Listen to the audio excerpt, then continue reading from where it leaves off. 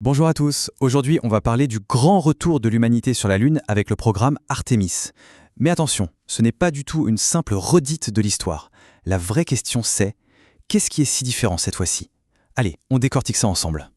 C'est une phrase assez forte, hein. Elle capture bien ce sentiment d'abandon. Après les exploits d'Apollo, la Lune est devenue une sorte de souvenir, presque un musée. Selon Silence, il rend le retour actuel encore plus intéressant. Oui, c'est la question. Après 50 ans, pourquoi maintenant? Qu'est-ce qui a changé? En fait, les motivations, la technologie, les ambitions, absolument tout a changé. Et c'est justement ça qu'on va voir. Pour bien comprendre ce qui se passe aujourd'hui, il faut faire un petit bond dans le passé. On va revenir à l'instant sur l'ère Apollo, ce moment mythique qui a vraiment défini notre toute première relation avec la Lune. Ce qu'il faut vraiment avoir en tête, c'est qu'Apollo, ce n'était pas juste de l'exploration pour le plaisir de la découverte. C'était avant tout le point culminant d'une rivalité géopolitique, une course folle entre les États-Unis et l'Union soviétique. L'objectif était simple et clair, être le premier, gagner. Et c'est là qu'on touche à une différence énorme. Apollo, c'était un sprint.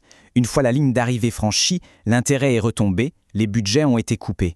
C'était un exploit incroyable, bien sûr, mais éphémère. La Lune était un trophée à conquérir, pas un endroit où s'installer. Bon, revenons aujourd'hui. Les raisons de ce retour dessinent une vision de l'exploration spatiale complètement nouvelle. Une vision qui contraste vraiment point par point avec celle d'Apollo. Ce tableau y résume tout en fait. On passe d'une logique de compétition à une logique de construction. Le but, ce n'est plus juste de planter un drapeau, c'est de bâtir une présence durable. Et ça, c'est fondamental. La Lune n'est plus la destination finale. Elle devient une étape, un tremplin. Ce mot « présence », il est vraiment au cœur de tout.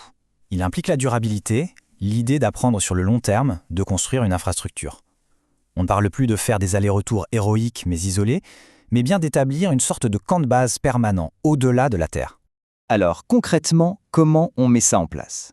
Eh bien, le plan d'Artemis est beaucoup plus complexe et interconnecté que celui d'Apollo. Voilà la grande différence. Avec Apollo, c'était une approche assez directe, une grosse fusée et on y va. Artemis, c'est un système, une architecture où chaque pièce est connectée aux autres. C'est une infrastructure pensée pour durer, pas pour un exploit ponctuel. Regardons un peu ces étapes. D'abord, il faut la puissance brute du SLS. Ensuite, la capsule Orion pour le voyage. La très grande nouveauté, c'est cette station Gateway, une sorte de relais, un camp de base en orbite lunaire. Et enfin, l'atterrisseur, qui n'est plus seulement l'affaire d'un gouvernement. Chaque pièce de ce puzzle a son rôle. Et ça illustre parfaitement notre époque. Fini le temps où une seule nation faisait la course en tête. L'exploration spatiale aujourd'hui, c'est un projet d'équipe. Artemis est un projet fondamentalement collaboratif qui mélange les agences spatiales de plusieurs pays et les entreprises privées. C'est un changement radical par rapport à la course solitaire d'Apollo. Non seulement la manière de voyager change, mais la destination, elle aussi, n'est plus la même. Artemis ne vise pas les grandes plaines équatoriales qu'Apollo a explorées. C'est un choix purement stratégique, et il est guidé par une toute nouvelle logique, celle des ressources. Le pôle sud lunaire, c'est une région qui a des propriétés uniques et très prometteuses. Ce qui est fascinant avec cet endroit, c'est ce contraste. D'un côté, on a des zones d'ombre glaciales où de l'eau pourrait être piégée depuis une éternité, et juste à côté, des sommets presque toujours baignés de lumière, parfaits pour y mettre des panneaux solaires. C'est cet équilibre incroyable entre ressources et énergie qui rend le pôle sud si attractif. Alors voilà le concept qui pourrait tout changer. Utiliser les ressources sur place. En gros, ça veut dire apprendre à vivre du territoire.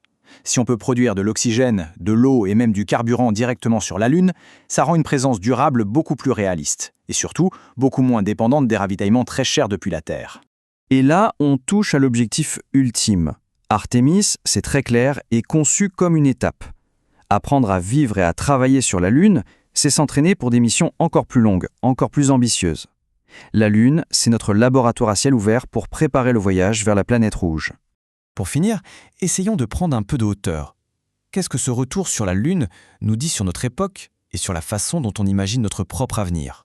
Le geste était simple, puissant, presque définitif. Il s'agissait d'arriver, de prouver qu'on pouvait le faire et de revenir. C'était un exploit, un moment unique, une sorte de point final. Là, la vision est complètement différente. Il ne s'agit plus d'un moment, mais d'un processus continu. C'est moins un exploit spectaculaire qu'une construction patiente. L'objectif, ce n'est pas tant d'atteindre un lieu que de créer les conditions pour que l'activité humaine puisse s'y installer durablement. Cette citation, je trouve, résume très bien la complexité de notre approche actuelle. L'approche d'Artemis est plus lente, plus mesurée, plus collaborative. Elle reflète peut-être une humanité qui cherche moins à conquérir qu'à construire patiemment. Finalement, on peut se poser la question. Cette nouvelle page de l'exploration spatiale nous en dit peut-être autant sur l'espace que sur nous-mêmes. C'est une question qui mérite réflexion. Merci beaucoup d'avoir suivi cette analyse et à très bientôt.